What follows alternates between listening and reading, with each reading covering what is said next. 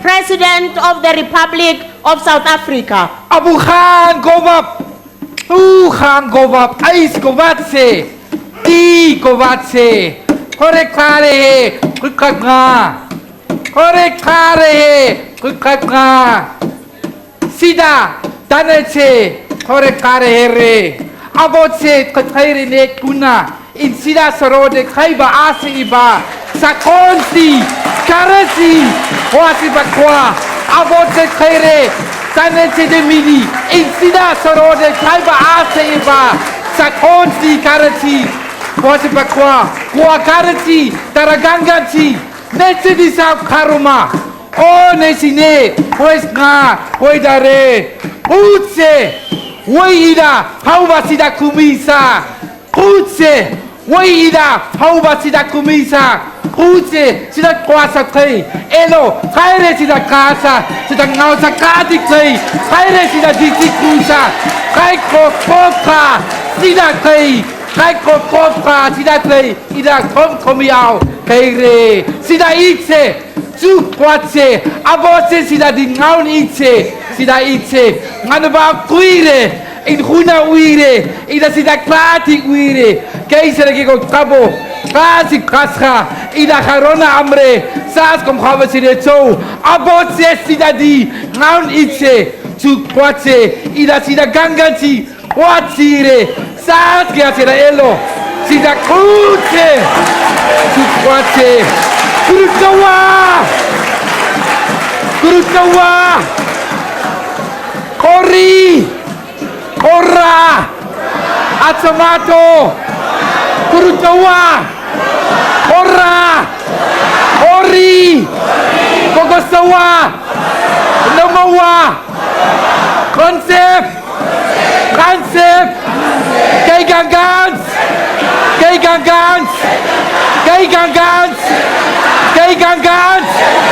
Utse, Waida, Kauba, Sida Kumisa, Utse, Waida, Kauba, Sida Kumisa, Conquest.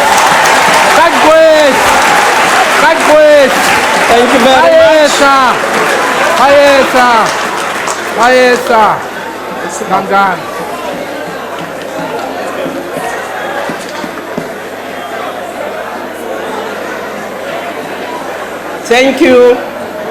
Thank you. Honorable members, there will now be an opportunity for silent prayer or meditation.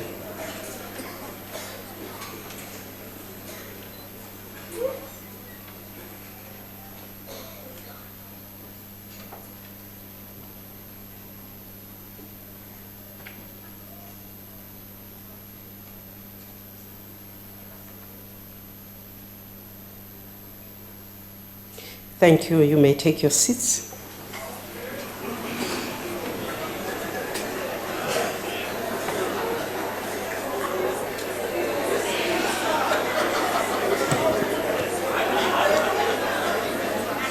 Thank you, members. Honorable members, the President has called for this joint sitting of the National Assembly and the National Council of Provinces in terms of Section 84(2)(d) of the Constitution of the Republic of South Africa, read with Joint Rule 7(1)(a), in order to deliver his State of the Nation address to Parliament. I will now call on the President to address the joint sitting. Mr. President.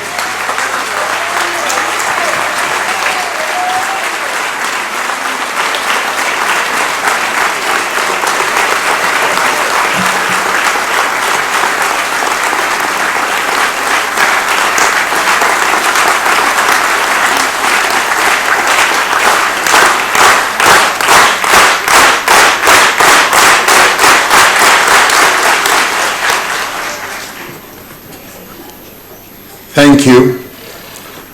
Speaker of the National Assembly, Ms. Thandi Modise, Chairperson of the National Council of Provinces, Mr. Amos Masondo, Deputy President David Mabuza,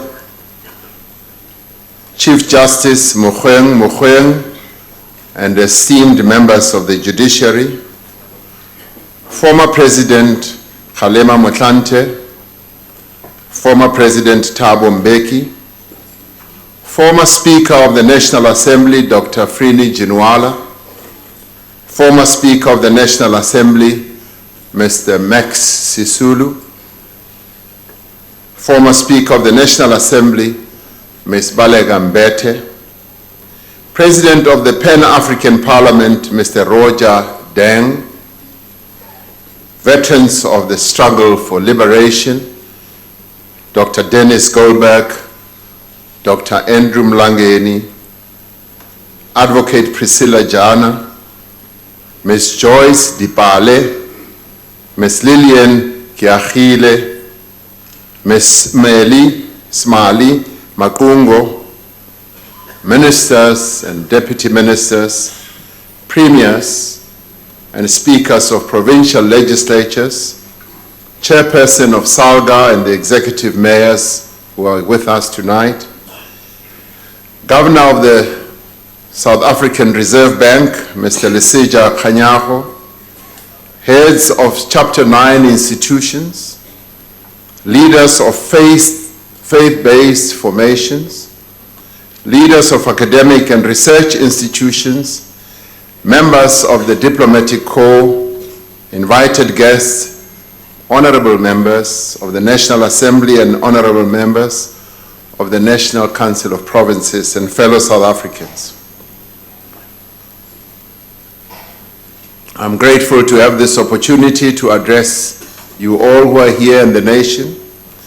We gather at the start of the 6th Democratic Parliament, exactly 106 years to the day after the Natives Land Act, one of the most devastating acts of dispossession that brought about a lot of pain and indeed humiliation to millions of South Africa, came into force on this very day, 106 years ago.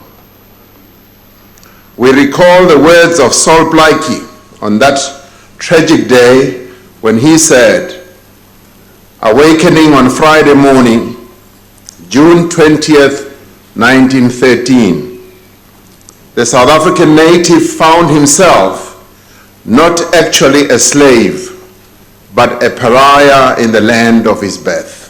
Close quotes.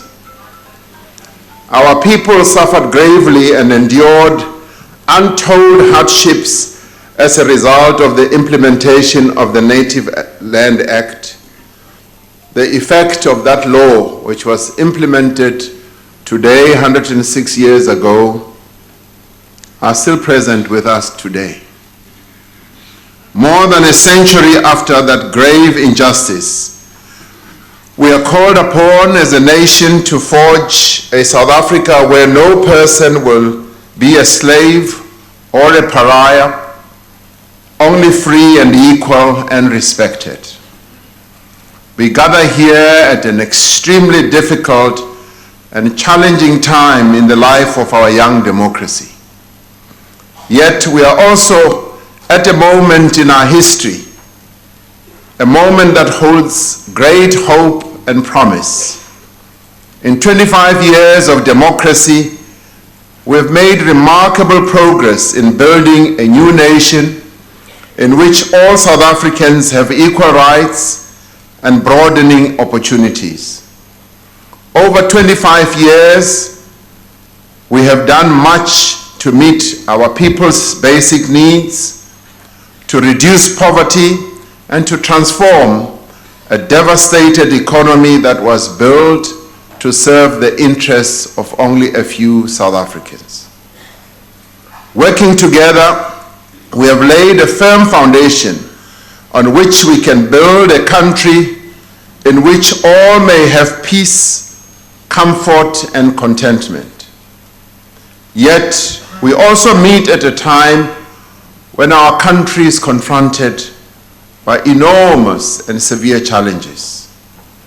Our economy is not growing at the level that we want it to grow. In fact, in the last quarter, we had negative growth.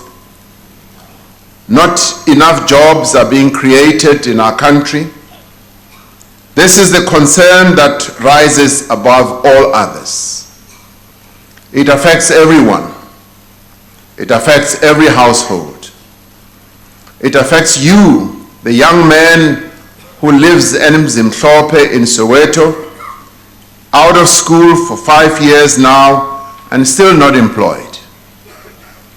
It impacts on the single mother from Delft here in the Western Cape, whose grant supports not just herself, but her grandchildren as well. It also hurts the worker in Nelson Mandela Bay, who, despite earning a salary, is struggling to make ends meet. It is hard for a young student from Salt Lake University in the Northern Cape, who must rely on a thin stipend from his parents to feed himself. The lived reality of our people is just exactly what I've described. But in all this, we have heard our people. Many of us who are representatives elected here spent the better part of the past few months going through the length and the breadth of the country, listening to our people. Sibazwile abantu bakithi bekhuluma nathi singena siphuma ezindlini zabo. Roba phabothe hote erachimbira hona. Diamba na he hachimbira bo Maimani, he hachimbira bo Julius Malema, lapho kuhambe khona u-Honorable Buthelezi, naye uzwile ukuthi abantu bathini. Where Mr. Groenewald also went, as we saw him traveling through the length and the breadth of the country, he can ook say that he had immense gehoor. Honorable Meshwe as well went throughout the country, and he will also testify that he has heard our people. Honorable Holomisa did exactly the same, as he also interacted with our people. Honorable Zungula did the same, and Honorable Delil also went through the length and the breadth of the country and listened very carefully to our people. Honorable Gola, Honorable Likota did exactly the same as well, and he listened. Honorable Nyocho and Honorable Hendricks, all of us went through the country and we listened to our people. And through the elections that we held in May, our people, you all South Africans, provided us with a clear mandate, a mandate that talks about growth, a mandate that talks about renewal. Much as we differed in the way that we delivered our messages to all South Africans, in the end, it was a message about growth and renewal. The persistent legacy of apartheid has left our country with extreme structural problems, both economic and social. At the same time, we are having to contend with rapid technological change that is ushering in a new world of work, that is reshaping the global economy, and that is redefining social relations. Together with all the nations of the world, we are confronted by the most devastating changes in global climate in human history. The extreme weather conditions associated with the warming of the atmosphere threaten our economy. They threaten the lives and the livelihoods of our people, and unless we act now, we threaten our own very existence. We have heard the voices of young people also who marched to this building, to the union buildings rather, last week, urging us to take action to protect our planet. It was to address these fundamental challenges that we adopted the National Development Plan in 2012 to guide our national effort to defeat poverty, unemployment, and inequality. Many of the parties represented here endorsed and embraced the National Development Plan. However, with 10 years to go before we reach 2030, we have not made nearly enough progress in meeting the NDP targets. And unless we take extraordinary measures, we will not realize Vision 2030. This means that we need to prioritize. We need to focus on those actions that will have the greatest impact, actions that will catalyze faster movement forward, both in the immediate term and over the next 10 years. It is worth noting that the medium-term strategic framework, which is a translation of how we read the NDP into government program, for the last 5 years has had more than 1,100 indicators by which we were to measure progress in the implementation of the NDP. But now is the time to focus on what needs to be done. Now is the time for implementation. And it is for this reason that as we went throughout the country, our people were saying, talking time is over. We now want action. We want implementation, and we want it now. And it is this that we have to offer our people. It is this that we need to give our people to continue having the hope of a better South Africa that will deliver a better life for them. And it is time to make choices. Some of these choices may be difficult, and some of them may not please everyone. In an economy that is not growing at the level where we want it to grow, and at a time when public finances are limited, we will not be able to do everything at one time. As we enter this new administration, we will need to focus, and we want to focus on 7 priorities. Economic transformation and job creation is at the top of our priorities. Education, skills, and health is the second. Consolidating the social wage through reliable and quality basic services is another important priority. Special integration, human settlements, and improving local government is another important priority. Social cohesion and safe communities is a key priority as well. And building a capable and ethical and developmental state is an important priority too. And the last one is building a better Africa and a better world.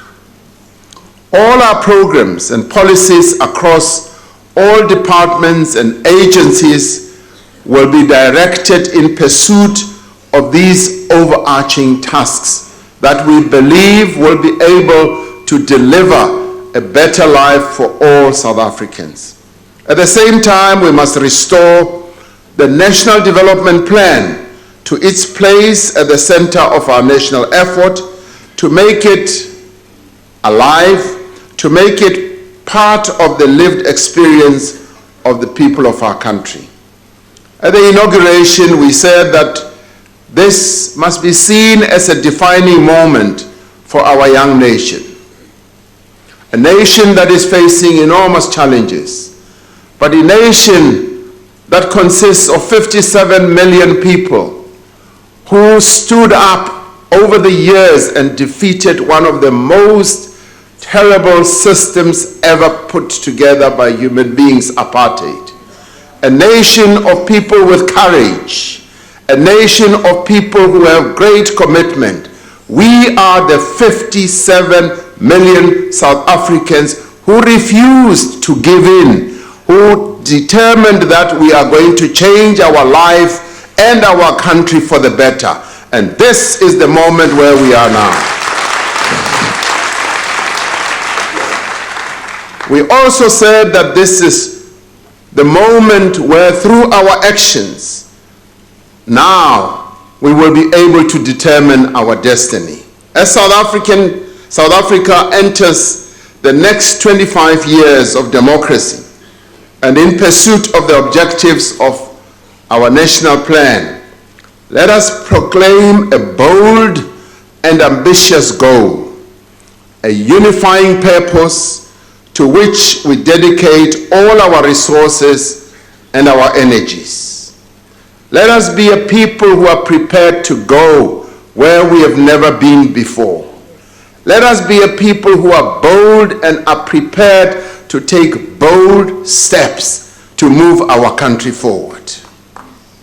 As we enter the last decade of Vision 2030, let us even be more clearly be able to define South Africa to be a South Africa that we want, and agree that the concrete actions will be necessary for us to achieve the South Africa we want.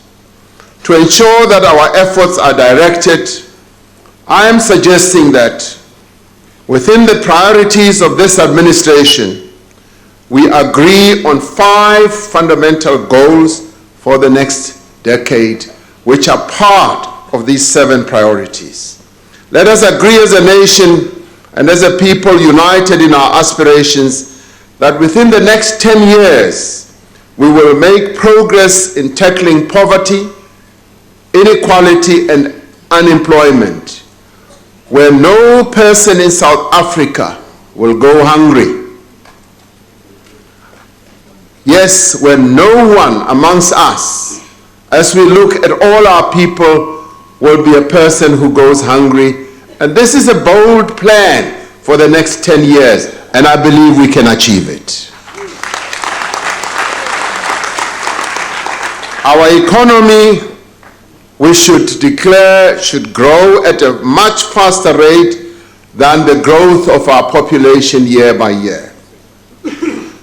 We should also be bold enough to say 2 million more young people will be in employment in the next 10 years. We should also tackle one other important area, which is education, where we say in the next 10 years we want a South Africa which has better educational outcomes, and that every 10-year-old in our country will be able to read for meaning. And where we also say that violent crime will be halved, if not eliminated. Let us make these commitments now to ourselves and to each other, knowing that they will stretch our resources and capabilities, but understanding that if we achieve these goals, we will fundamentally have transformed our country. We set these ambitious goals not despite the severe difficulties of the present, but because of them. Honorable Malema, I'm coming to land. We set these goals so that the decisions we take now are bolder and that we should act with greater urgency. Our determination that within the next decade that no person in South Africa will go hungry is fundamental to our effort to eradicate poverty and to reduce inequality as well. In addition to creating employment and other economic opportunities, this means that we must strengthen the social wage and reduce the cost of living.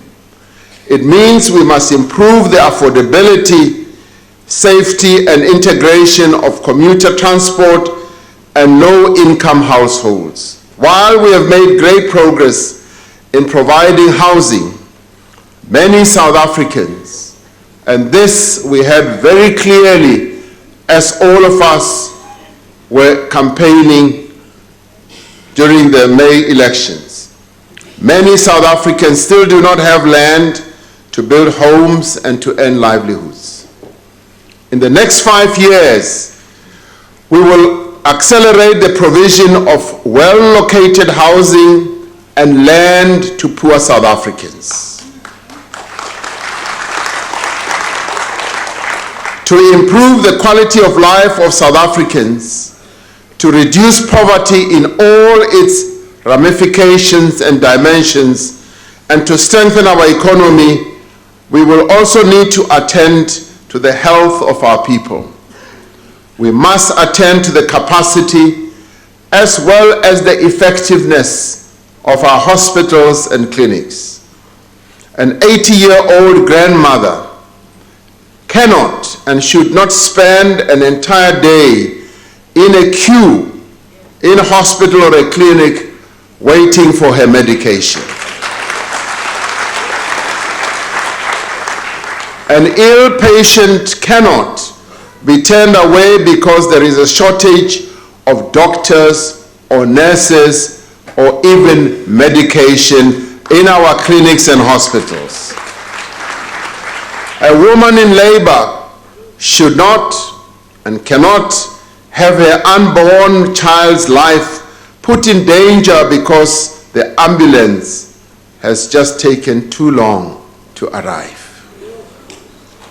As part of the work that we must do urgently to improve the quality of the health system, we are finalizing the Presidential Health Summit Compact, which draws on the insights and will mobilize the capabilities of all key stakeholders to address the crisis in our clinics and hospitals. We are far advanced in revising the National Health Insurance Detailed Plan of Implementation, including accelerating quality of care initiatives in public facilities, building human resource capacity, establishment of the NHI fund, and the costing of the administration for the fund. We remain concerned about rising HIV infection rates, particularly amongst young women, and the relatively low numbers of men testing for HIV and starting treatment. We will intensify our work to implement the 1990 strategy to end HIV as a public health threat, which includes increasing the number of people on treatment by at least another 2 million by December 2020. If we are able to succeed in addressing these challenges, the challenge of poverty across society will be reduced. It is therefore a matter of great concern that there are a number of children of school-going age with disabilities who are not in school. This is a matter that all of us as South Africans should be concerned about. In responding to these challenges, we have moved the coordination of disability initiatives to the center of government in the presidency. We have revived the Presidential Working Group on Disability and will submit the protocol on the rights of persons with disabilities in Africa to Parliament this year for ratification. To address the problems of working poor, the national minimum wage has been in place now for 6 months, and there are early indications that there are many companies who are now complying. A number of companies have applied for exemptions, but we get indications that a number of companies are indeed complying, which is a pleasing development. The National Wage Commission is expected to conclude research on the impact of the minimum wage on employment, on poverty, inequality, and wage differentials by the end of September this year. We cannot turn our fortunes around without a relentless focus on economic growth. Within the next decade, it is our ambition that our economy should be growing at a far greater rate than our population growth, as I said. It is only when we reach consistently high rates of economic growth that we will be able to reverse the economic damage of our past. We make this assertion at a time when the economic outlook is extremely weak. Now, following the sharp contraction in growth in the first quarter, the Reserve Bank now projects that growth in 2019 is likely to be lower than anticipated in the February budget. One reason for the lackluster economic performance has been the load shedding early this year, together with the continued uncertainty of the supply of electricity and the state of ESCOM. The lesson is clear. For growth, we need reliable and sustainable supply of electricity. ESCOM, as we all know, is facing serious financial, operational, and structural problems.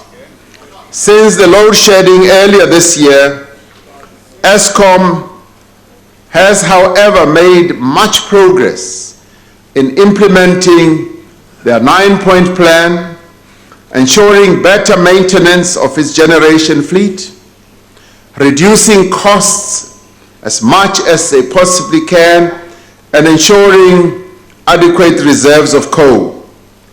Now, in line with the recommendations of both the ESCOM Sustainability Task Team and the Technical Review Team, ESCOM is deploying its most skilled and experienced personnel to where they are needed most. The Deputy President and the ministers have been working very closely with these task teams to ensure that indeed we do give ESCOM the necessary support. The utilities' financial position remains a matter of great concern, though. With the current committed funding from the government, which was outlined in the 2019 budget, ESCOM has sufficient cash to meet its obligations until the end of October 2019. For ESCOM to default on its loans will cause a cross-default on its remaining debt and would have a huge impact on the already constrained fiscus. We will therefore have to address this matter, and we will address it by tabling a special appropriation bill on an urgent basis to allocate significant portion of the 230 billion fiscal support that ESCOM will require over the next 10 years in early years. This we must do because ESCOM is too vital to our economy and it cannot be allowed to fail. ESCOM is our collective responsibility as a nation and we must make sure that we support it.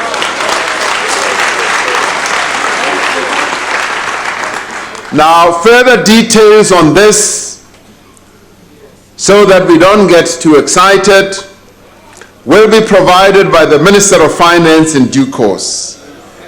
We will announce as ESCOM carries on to address all these issues. We will announce a new CEO following Mr. Pakamani Hadebe stepping down. He came in at a very difficult time at ESCOM and has done a great deal together with the board that is led by Mr. Jabu Mabuza to stabilize the company. We will soon also be appointing a chief restructuring officer who will be expected to reposition ESCOM financially with careful attention to the mix between revenue, debt, and cost structure of the company.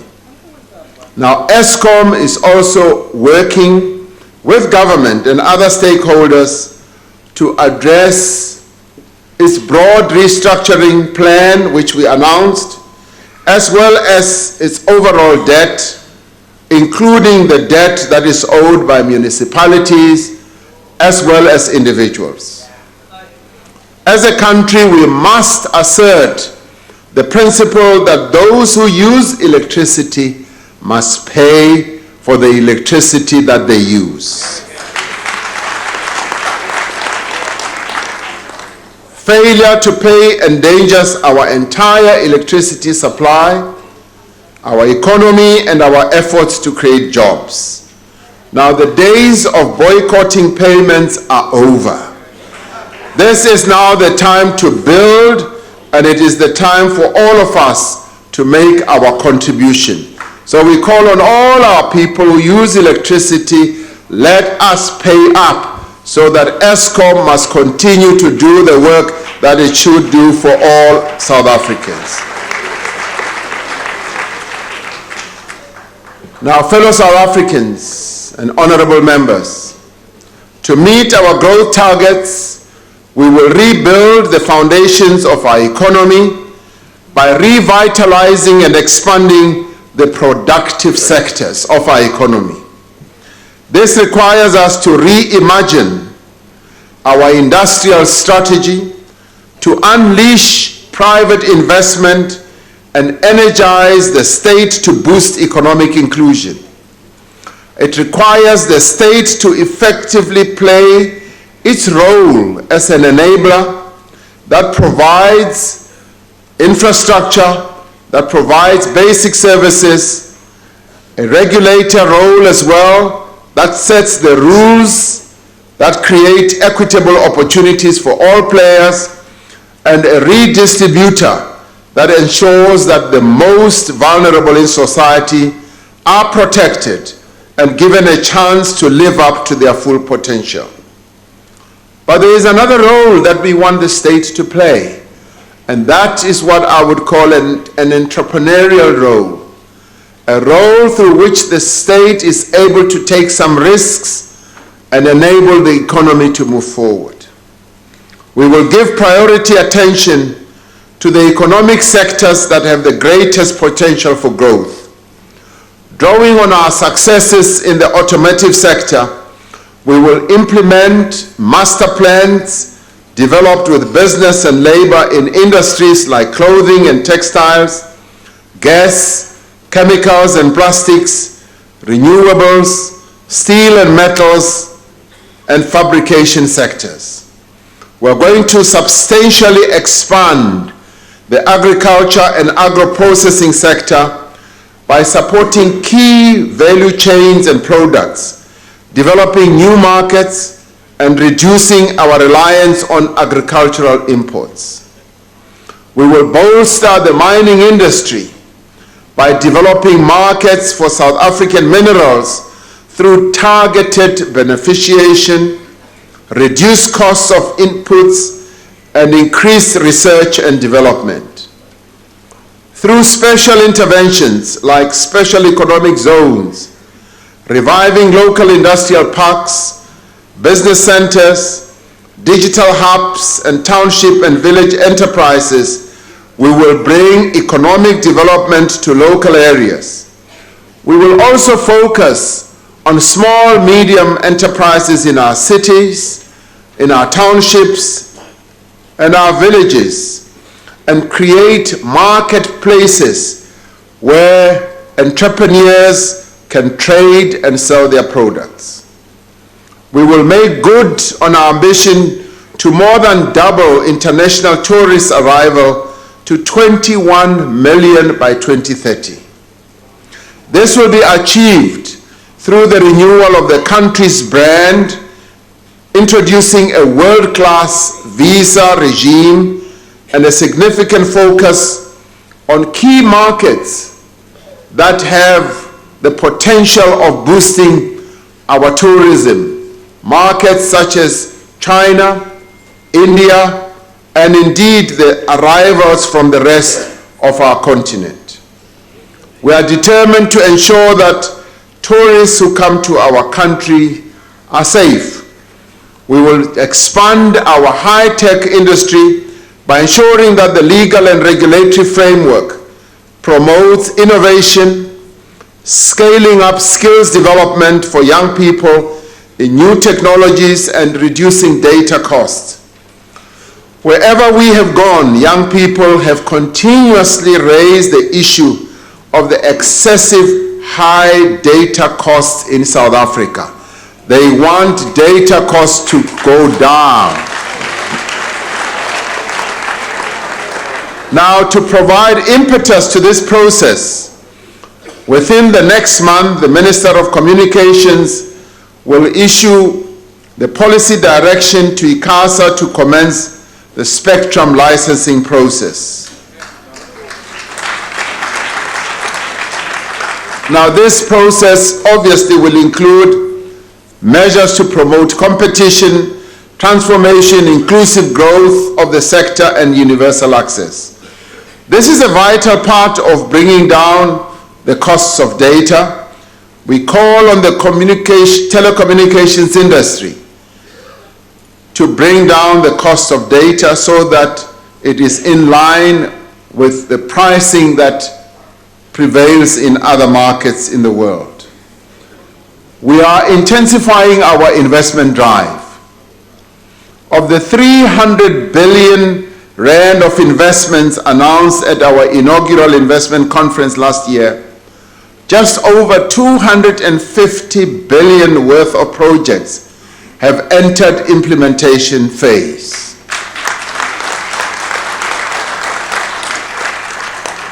We continue to build a pipeline of investments which will be showcased at the second South African Investment Conference to be held from the 5th to the 7th of November. At a time of uncertainty, the work of the investment envoys that we appointed has built important bridges between government and the business sector. From their feedback, it is clear that much more still needs to be done to improve the investment climate in our country. This includes reviewing the way government coordinates work to resolve challenges that are faced by investors and reforming our investment promotion policy and architecture. Good progress has been made through the Public-Private Growth Initiative, which is being championed by Minister Dlamini Zuma, Mr. Rolf Meyer, and Dr. Van Zyl Slabbert. The private sector has committed to invest 840 billion rand in 43 projects over 19 sectors, creating what they have arrived at as 155,000 jobs in the next 5 years. Now, in discussions with business, government has committed to remove policy impediments and accelerate implementation of these projects. We are urgently working on a set of priority reforms to improve the ease of doing business by consolidating and streamlining regulatory processes, automating permits and other applications, and reducing the cost of compliance. Infrastructure, as we all know, is a critical area of investment that supports structural transformation, growth, and job creation. It is essential to our economic rejuvenation, to giving meaning and effect to our new dawn. Our new approach to infrastructure development is based on stronger partnerships between the public and private sector and with local communities. It includes a special package of financial and institutional measures to boost construction and prioritize water infrastructure, roads, student accommodation through a more efficient use of budgeted money. As announced in the previous Sona, government has set aside 100 billion rand to seed the infrastructure fund. We are working to institutionalize the fund, which will be managed by the Development Bank of Southern Africa, with the newly configured Department of Public Works and Infrastructure playing an oversight role. We've been doing consultation with private investors, such as pension funds, who are enthusiastic about participating in the infrastructure fund that we announced. The reforms that we will embark on will ensure better planning of infrastructure projects, rigorous feasibility and preparatory work, improved strategic management, impeccable execution, and better governance. This will provide a much-needed boost to the construction sector, which has been in the doldrums for quite a while. We will stimulate local demand and grow South African manufacturing by making sure that we encourage everyone to buy local. We call on all South Africans to deliberately and consistently buy locally made goods. Now, to demonstrate this, the suit that I'm wearing today, the tie I am wearing today, the shirt that I'm wearing today. Don't get too ambitious and ask about other things. Now, this suit was locally made, I'm happy to say, by South African textile workers working at the House of Monatic here in Salt River in Cape Town. Now, if all of us buy locally made clothes, we will be able to drive up demand, which will inject a lot of growth in our economy. Within this next year, we seek to conclude agreements with retailers to stock more South African goods on their shelves and to actively promote the great products made by South African workers. At the same time, we will promote our products more actively in the rest of our African continent and to the world. These measures are underpinned by our strong commitment to a macroeconomic and fiscal policy framework that will continue to boost confidence and investment. We are committed to prudent borrowing and stringent expenditure management to stabilize our public finances and lower the debt trajectory. The South African Reserve Bank is a critical institution of our democracy, enjoying wide credibility and standing within the country and internationally. Price stability is a necessary but not a sufficient condition for economic growth. Rising prices of goods and services erode the purchasing power of all South Africans, but especially the poor.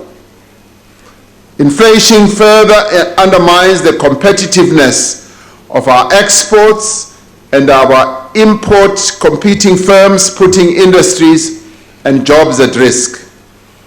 For these reasons, our Constitution mandates the South African Reserve Bank to protect the value of our currency in the interests of balanced and sustainable growth. Today, we reaffirm this constitutional mandate, which the Reserve Bank must pursue independently without fear, favor, or prejudice.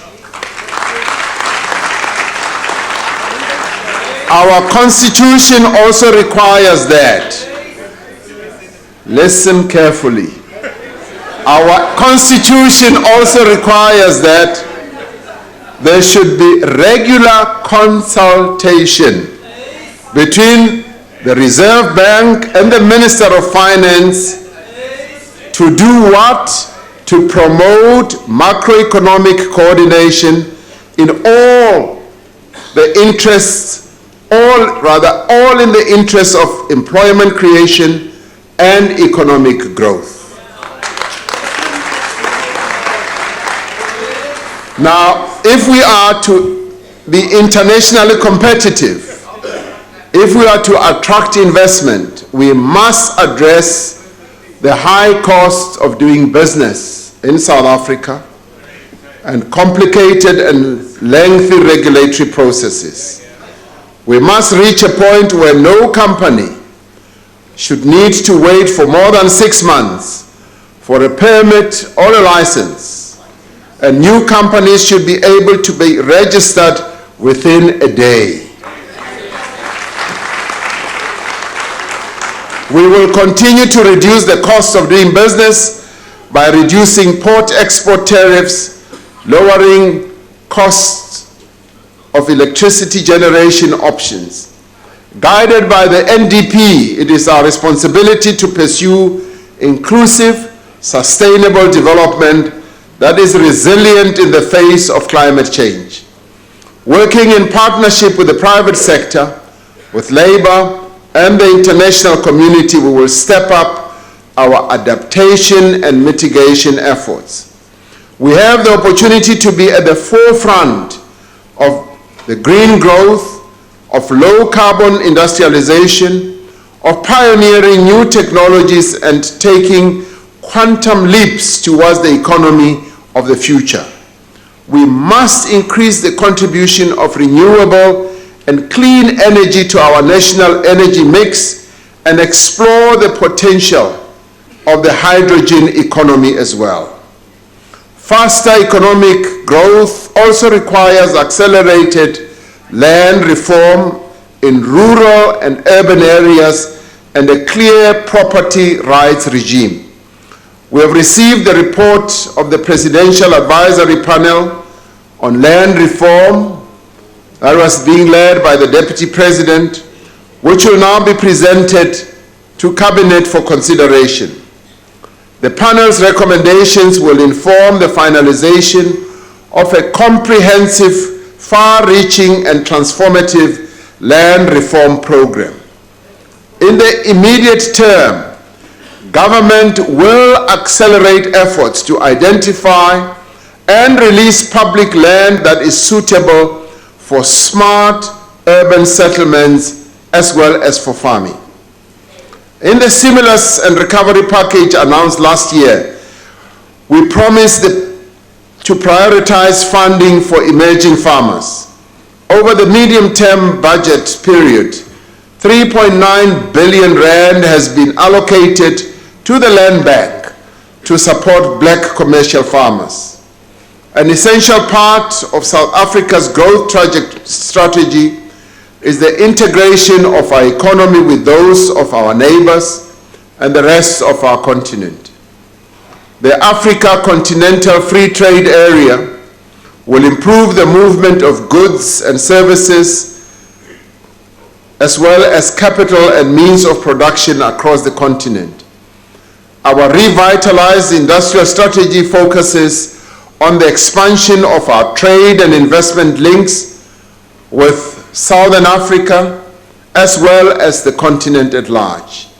Within the SADC region, we will prioritize development of cross-border value chains in key sectors such as energy, mining, mineral beneficiation, manufacturing, infrastructure, and agro-processing.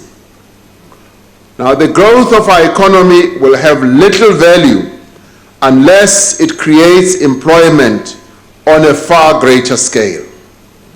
The fact that the unemployment rate among young people is more than 50% is essentially a national crisis. It's a crisis that demands urgent, innovative, coordinated solutions where all of us should see it as a requirement that we should work together. And because more young people are entering the labor force every year, the economy needs to create far more jobs for the youth than it currently does. The brutal reality is that when it comes to youth unemployment, we have to run just to remain in the same place. It is therefore essential that we proceed without delay to implement a comprehensive plan driven and coordinated from the presidency to create no fewer than 2 million new jobs for young people within the next decade. This plan will work across government departments and all three tiers of government in partnership with the private sector. We are already working with the private sector to create pathways into work for young people through scaling up existing pathway management networks. These are networks that allow young people who opt in increased visibility, network support, and opportunities to signal their availability for jobs and self-employment. They make sure that young people from poor households, and young women in particular, are empowered to take up the new opportunities. Government will continue to provide employment through the expanded public works program, especially in labor-intensive areas like maintenance, clearing vegetation, plugging water leaks, and constructing roads. We will continue to develop programs to ensure that economically excluded young people are work-ready and are absorbed into sectors where jobs demand is growing. These sectors include global business processing services, agricultural value chains, technical installation, repair and maintenance, and new opportunities provided through the digital economy and the fourth industrial revolution.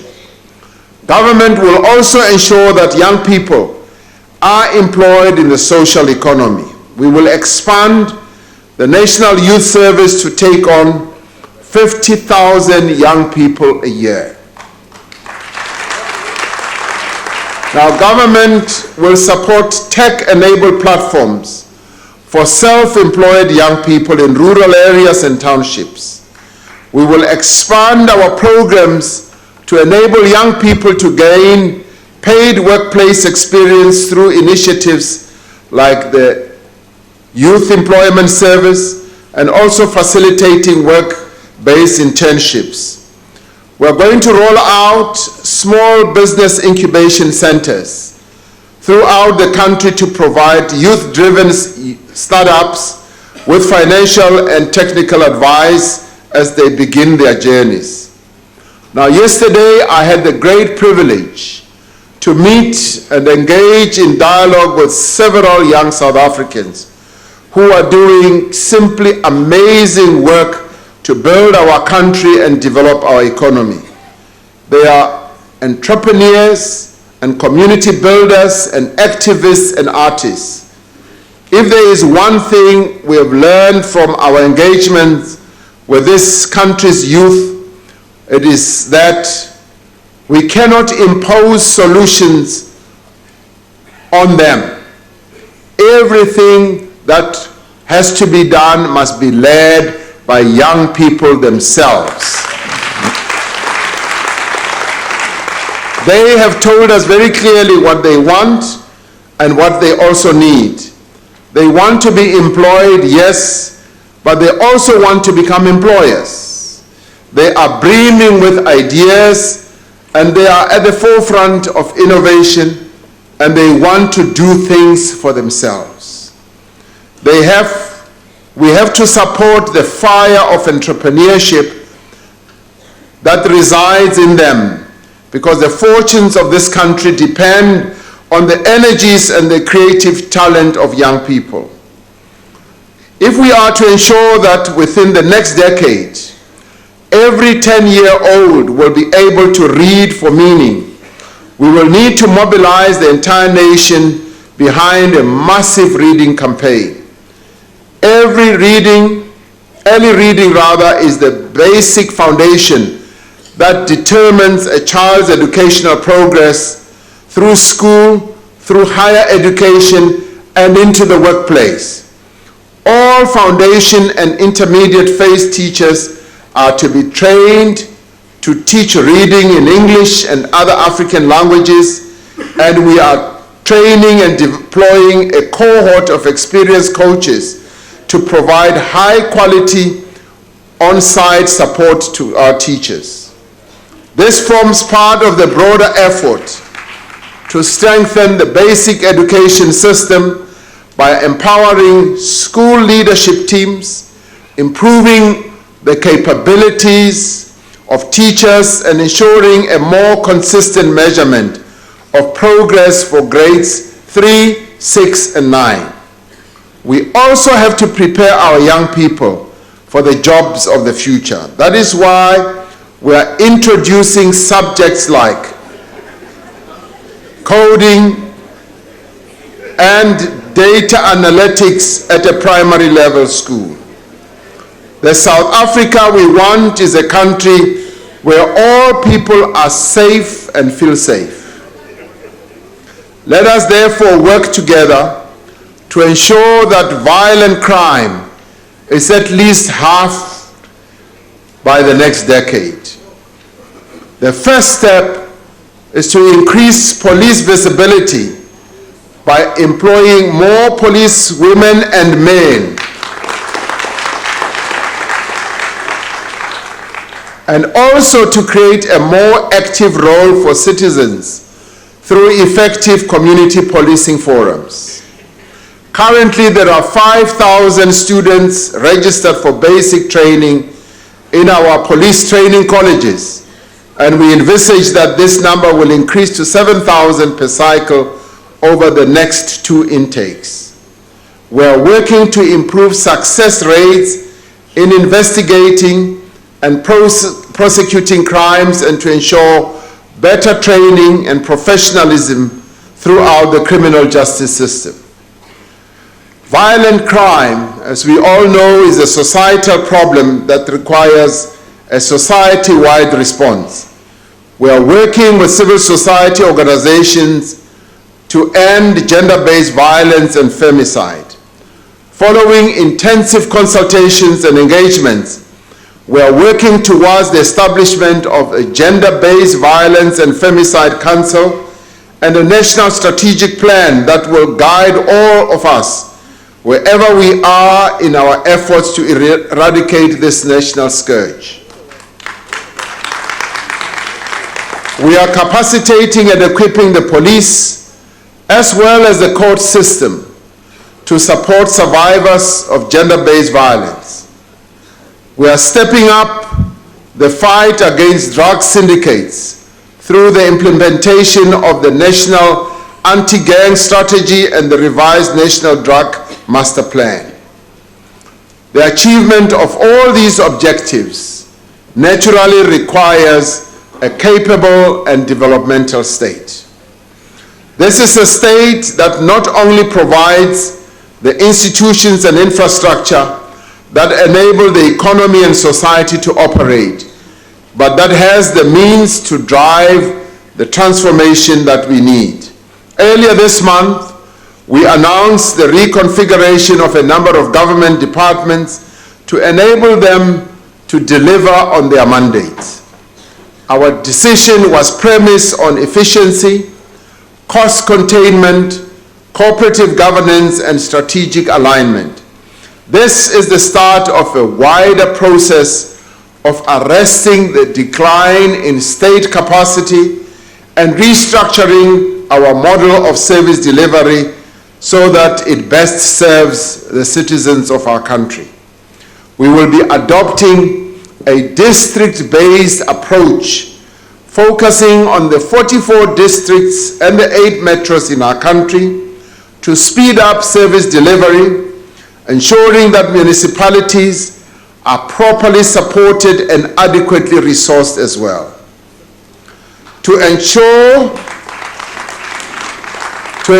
that the state is able to effectively enable economic and social development, it is essential that we strengthen our state-owned enterprises. Now, through the Presidential SOE Council, government intends to create alignment between all state-owned companies and to better define their respective mandates. Through the Council, we will work with the leadership of the SOEs in the form of their boards and their CEOs to develop a legal and regulatory environment that promotes innovation and agility and enhances their competitiveness. We will build on the work we have already begun to address problems of poor governance, inefficiency, and financial sustainability. We are committed to building an ethical state in which there is no place for corruption, patronage, rent-seeking, and the plundering of public money.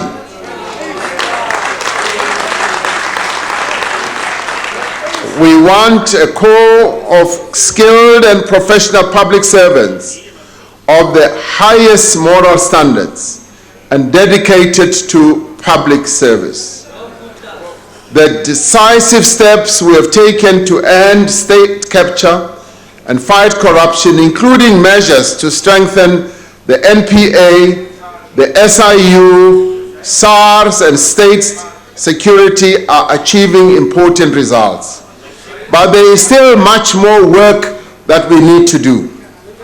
We have asked the National Director of Public Prosecutions to develop a plan to significantly increase the capacity and effectiveness of the NPA, including to ensure effective asset seizure or forfeiture.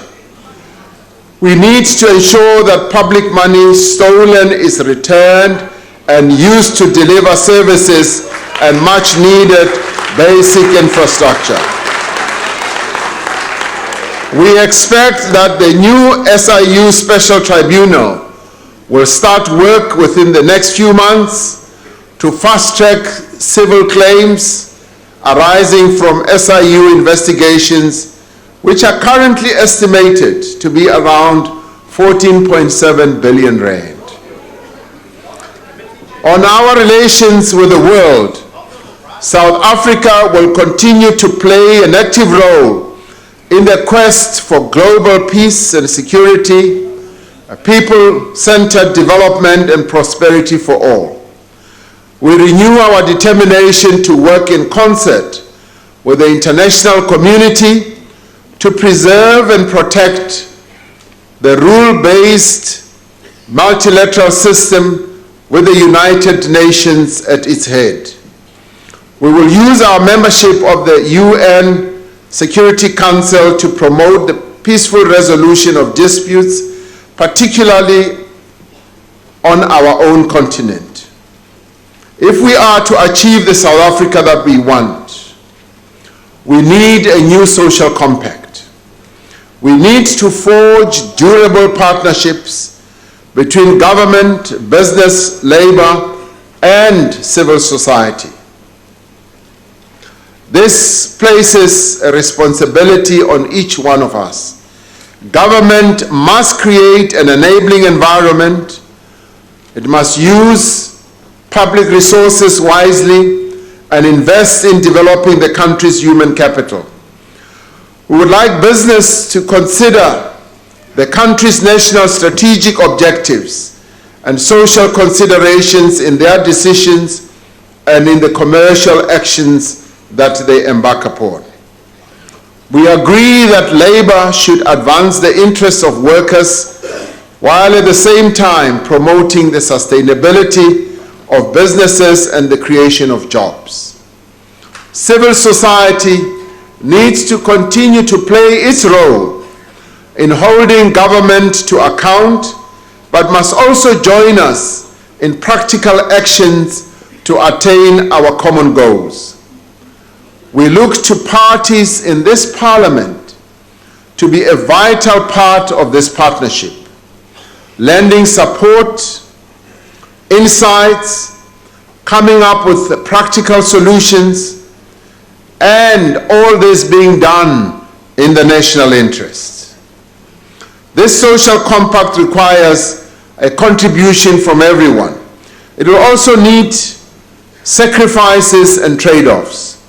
It is upon the conduct of each that the fate of all of us depends. If we are to reinvigorate the implementation of the National Development Plan, we must cast our sights on the broadest of horizons. We want a South Africa wherein all enjoy comfort and prosperity. But we also want a South Africa where we will stretch our capacities to the fullest and where we advance along the superhighway of progress. We want a South Africa that has prioritized its rail networks and is producing high-speed trains connecting our megacities and the remotest areas of our country. We should imagine a country where a bullet train passes through Johannesburg as it travels to Messina and it stops in Buffalo City on the way from eThekwini to here in Cape Town. Yes, we want a South Africa with a high-tech economy where advances in e-health, in robotics, and remote medicine are applied as we roll out the national health insurance. What type of South Africa do we want? We want a South Africa that does not simply export its raw materials, but has become a manufacturing hub for key components used in electronics, in automobiles, and in computers. We want a country also that can feed itself, that harnesses the latest advances in smart agriculture. Now, I dream of a South Africa where the first entirely new city built in the democratic era rises with skyscrapers, schools, universities, hospitals, and factories. This dream that I have has been fueled by conversations that I've had with four wonderful people. Dr. Nkosazana Dlamini Zuma, Dr. Naledi Pandor, Ms. Jessie Duarte, President Xi Jinping of China, whose account of a China that is now building a new city 100 kilometers from Beijing. Now that has helped to fuel the dream that I have. This is a dream that we can all share and participate in building. Now, what we have not done since the dawn of democracy is we have not built a brand new city in the last 25 years. 75% of South Africans are going to be living in urban areas by 2030. The cities of Johannesburg, Tshwane, Cape Town and eThekwini are running out of space to accommodate all those who throng to the cities. Has the time not arrived for us to be bold, to reach beyond ourselves and do what we believe is impossible? Has the time not arrived to build a new smart city founded on the technologies of the fourth industrial revolution? Now, I would like to invite South Africans. Yes, where and when. Now, listen carefully. I would like to invite South Africans to begin imagining this prospect. We are the South African nation that with its constitution gives hope to the hopeless, rights to the dispossessed and marginalized. Though we may have faltered, we have not forgotten. We are still that nation. You may ask why I am hopeful. I am hopeful about the many things that we can create, the many things that we can build. I am hopeful because I have worked with the people of this country, the nurses, the health workers, our men and women in uniform, the teachers in our schools, the students who, despite their families' hardships, are determined to succeed, and the youth who are trying to start their own businesses, to invent and create and to rise above their circumstances.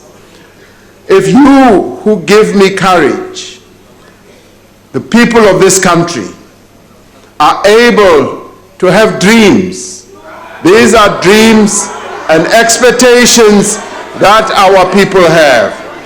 What do our people dream of? They dream of a better life for all South Africans.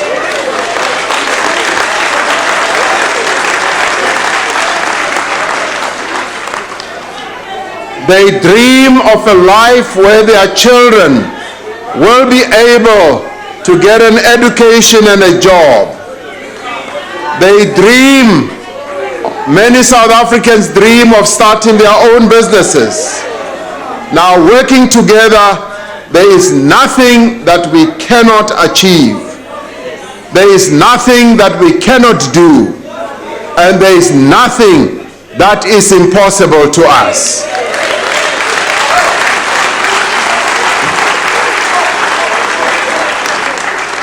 Now, all this remains with the doers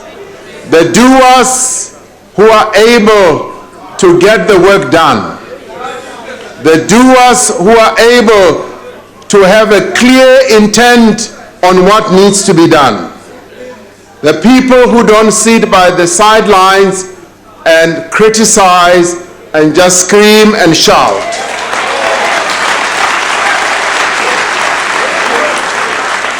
Yes, it is these people who fuel, who inspire the people of South Africa. They are the people who look up to those who are able to look forward and see a South Africa that is successful. Ibanu balava kukuri South Africa leya hina iya mahlweni indlela ya kahle. Libene bobane bakori Africa chipembe heinoni yashu bako toda uri iye panda ibe na mvela panda ine ya dobonwa nga bathu bote. Now, as we enter this new era, an era where we are determined to implement the plans that I have outlined, where we are also prepared to imagine a future which may seem impossible right now, where we are able to imagine things that are impossible. This is the South Africa that we must go for. This is the South Africa that should fuel us, inspire us, and make us move forward. Now, let us take to heart the words of Ben Okri when he says, "Will you be at the harvest among the gatherers of new fruits? Then you must begin today to remake your mental and spiritual world and join the warriors and celebrants of freedom, the realizers of great dreams. You can't remake the world without remaking yourself.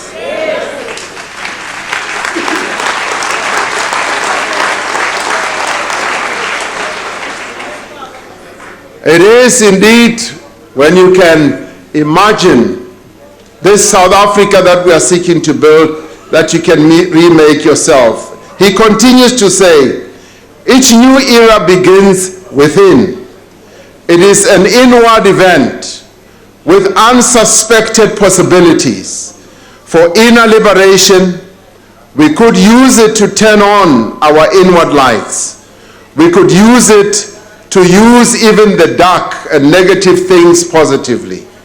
We could use the new era to clean our eyes, to see the world differently, to see ourselves more clearly. Only free people can make a free world. Infect the world with your light. Help fulfill the golden prophecies. Press forward the human genius that resides within you. Our future is greater than our past. Close quotes. Fellow South Africans, it is this that in a time of challenge that we've got to start imagining. It is this at a time when our country faces great challenges that we've got to look beyond the horizon and see a South Africa with a growing economy, see a South Africa with our young people employed, and see a South Africa that is winning, a South Africa that is determined to move forward. Now, all I want to end by saying is that this is the South Africa that our people yearn for. This is the South Africa that all South Africans have said they want to see. Let us go on and build this South Africa. Thank you very much.